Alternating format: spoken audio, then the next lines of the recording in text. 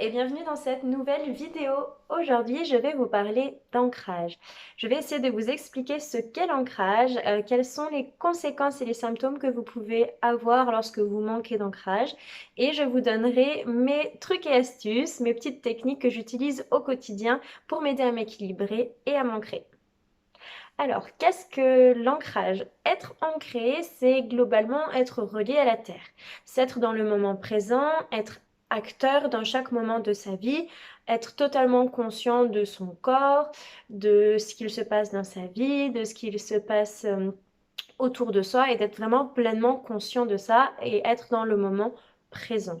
L'ancrage est également relié au chakra racine qui est le chakra des besoins fondamentaux physiques et de la sécurité. Les personnes qui sont très ancrées sont souvent des personnes qui font beaucoup de sport, qui sont très terre à terre, très objectifs, mais un petit peu coupées de leurs intuitions, de leurs émotions et de leurs ressentis. Au contraire, les personnes qui manquent d'ancrage sont souvent des personnes qui ont beaucoup d'informations, de ressentis, d'émotions, qui reçoivent énormément de choses en même temps et qui ont du mal à faire la part des choses. Et ce sont en général aussi des personnes qui vont avoir beaucoup de projets, d'ambitions, de rêves, mais qui malheureusement ne vont pas forcément se concrétiser et se matérialiser dans leur vie.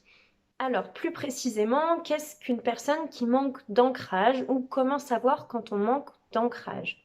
La première chose à savoir, c'est que souvent les personnes qui manquent d'ancrage sont des personnes qui sont un petit peu dans la lune, dans leur bulle, dans leur monde, qui sont un petit peu déconnectées de la réalité, qui sont souvent dans leurs pensées.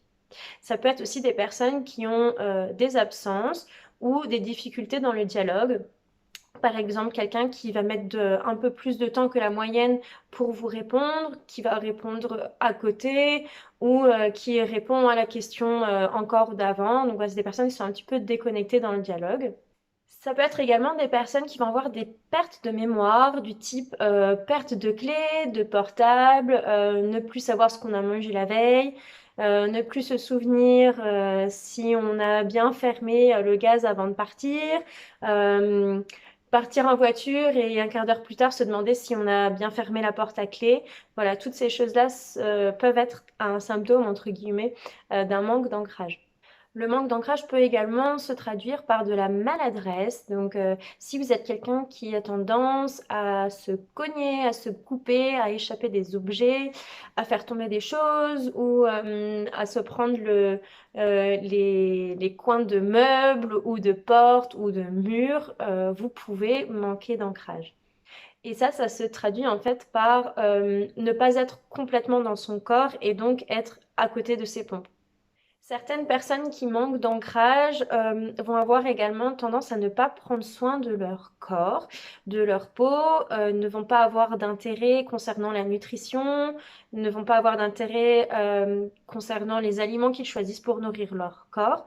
Donc ça peut être des personnes en surpoids ou au contraire en sous-nutrition.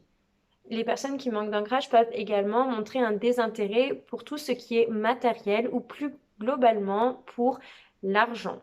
L'argent peut être une notion taboue ou malsaine chez eux et ils vont vraiment se désintéresser de ça. Par contre, j'aimerais vraiment faire une parenthèse, c'est que dans ce monde, dans notre vie terrestre, on a beau être le plus éveillé spirituellement, on aura toujours besoin d'argent. On aura toujours besoin d'argent pour vivre, pour payer un loyer ou payer une maison pour avoir un toit sur notre tête, pour pouvoir se nourrir, pour pouvoir payer les factures, pour pouvoir prendre soin de sa santé, prendre soin de ses animaux, prendre soin de ses proches dans le besoin éventuellement. Donc voilà, l'argent est une notion, je dirais, indispensable et même si on est éveillé spirituellement et que on est bien conscient que l'argent ne fait pas le bonheur et qu'il peut être malsain dans certaines situations, il est important de se dire que c'est une notion essentielle à notre vie terrestre. Voilà, parenthèse fermée, je vais embrayer sur les personnes en pilote automatique puisque c'est un autre symptôme du manque d'ancrage. Je pense que ça vous est déjà arrivé de conduire ou de faire à manger ou tout simplement de prendre votre douche et de le faire de façon mécanique. C'est-à-dire qu'en fait, votre corps est dans l'action, mais votre esprit est complètement ailleurs. Moi, ça m'arrive très souvent d'être, par exemple, au volant, de conduire, d'aller vers une destination que je connais très bien, à l'écurie, par exemple. Et là, je me mets à penser sur la facture que j'ai à payer, sur les compléments alimentaires que je dois acheter pour ma jument, sur ah mince, j'ai oublié de poster un article, ou oh là là, j'ai absolument oublié d'envoyer un message à telle personne, ou il faut que j'en renvoie un mail. Enfin bref, voilà, mon esprit s'en va et je suis toujours en train de conduire et au bout d'un moment, je me réveille et je me dis, oula, attention, parce que là, tu es en train de conduire quand même, donc remets-toi dans tes pompes et concentre-toi sur ce que tu es en train de faire. Je suis sûre que ça vous est déjà arrivé, peu importe l'action, que ça soit de voilà, prendre votre douche, faire à manger ou peu importe, c'est de faire des choses de façon automatique et donc votre corps est en pilote automatique, il connaît l'action, il sait comment ça se déroule, il sait quoi faire exactement, donc il le fait, mais votre esprit s'évade totalement. Donc ça peut être un manque d'ancrage également.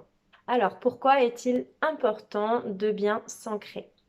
Aujourd'hui, si vous voulez concrétiser toutes vos envies, vos rêves, vos ambitions dans le monde physique, dans votre vie actuelle, vous avez besoin d'ancrage.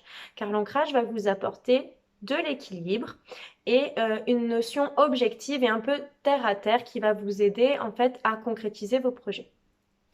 Alors concrètement, comment s'ancrer? Je vais vous donner quelques techniques que j'utilise moi-même au quotidien pour m'aider à m'équilibrer, à m'ancrer. J'ai spécifiquement choisi des méthodes qui sont très faciles à mettre en place et qui ne demandent aucun matériel spécifique à disposition. Donc ce sont des choses très globales mais auxquelles on ne pense pas forcément. Alors, la première étape, ça va être d'apprendre à respirer.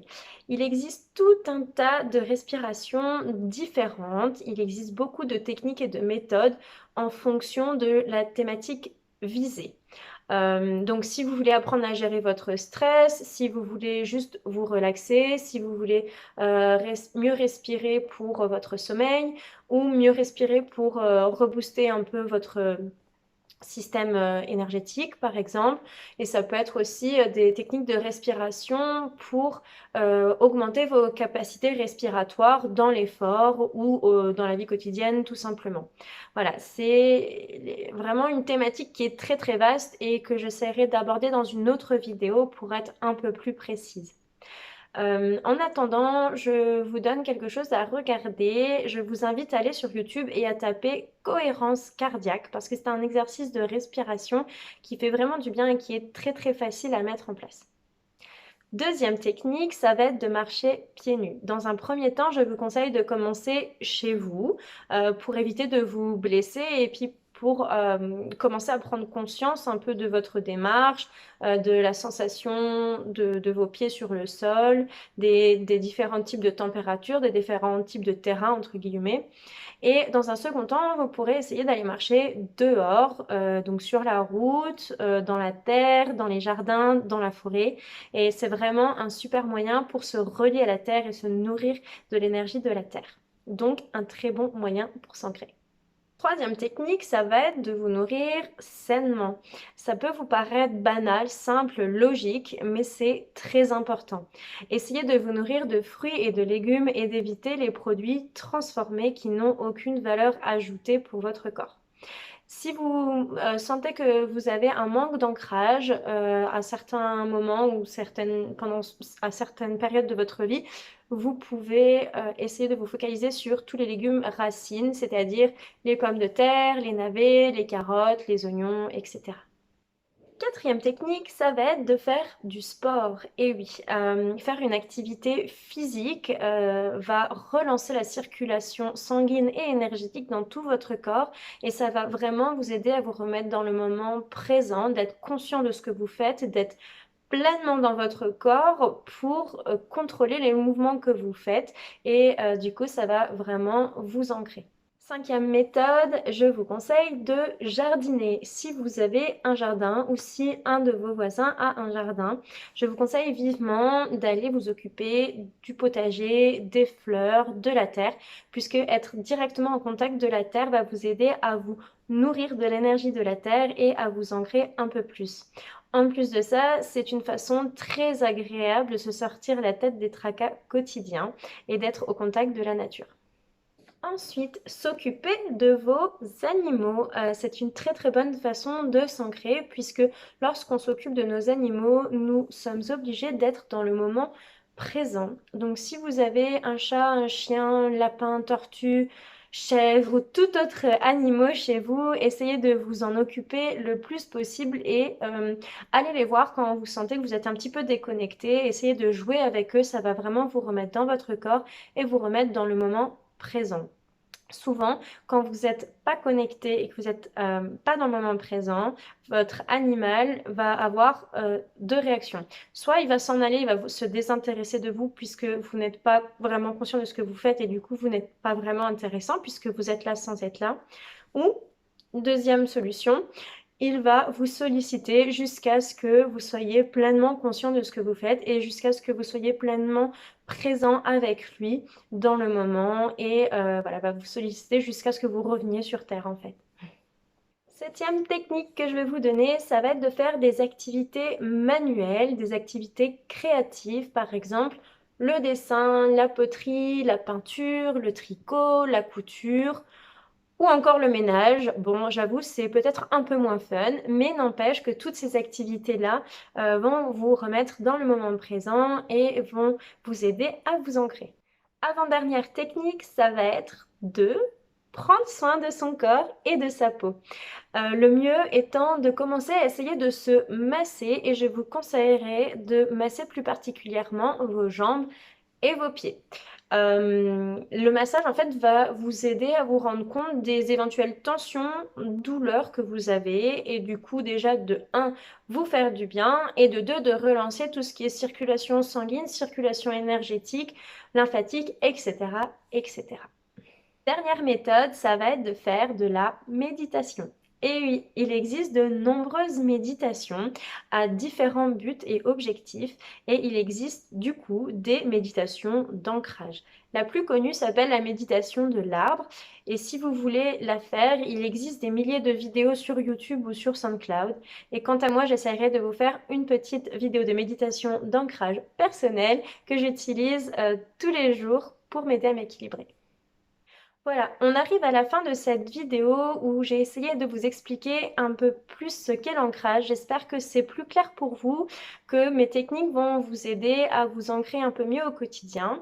J'aimerais simplement rajouter une petite nuance.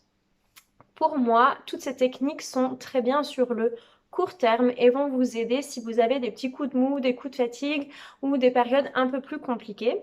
Mais si vous voulez vraiment être ancré dans le long terme, il est primordial d'être en accord avec votre chemin, avec ce que vous faites, avec votre vie actuelle. Si vous êtes totalement à côté de vos pompes, si votre vie professionnelle ne vous épanouit pas, si votre vie personnelle est compliquée, si vous n'êtes pas dans votre chemin, si vous ne trouvez pas votre place dans la société, si vous êtes totalement déconnecté de votre corps, de vos émotions, de vos intuitions, vos ressentis, ça va être compliqué pour vous de vous ancrer sur le long terme, même avec toutes ces techniques. Car ces techniques vont vous aider sur le court terme, à l'instant T, dans la journée ou la semaine, mais ce ne sont pas des solutions pérennes. La meilleure façon de s'ancrer sur le long terme, ça va vraiment être de faire un travail un peu spirituel, introspectif, d'aller travailler en profondeur sur vos capacités, vos envies, vos besoins et sur ce que vous avez envie de faire à l'avenir. Voilà, cette vidéo est maintenant terminée. Je vous remercie de l'avoir suivie et surtout si vous avez des questions ou des remarques, n'hésitez pas à m'envoyer un message, j'y répondrai avec grand plaisir.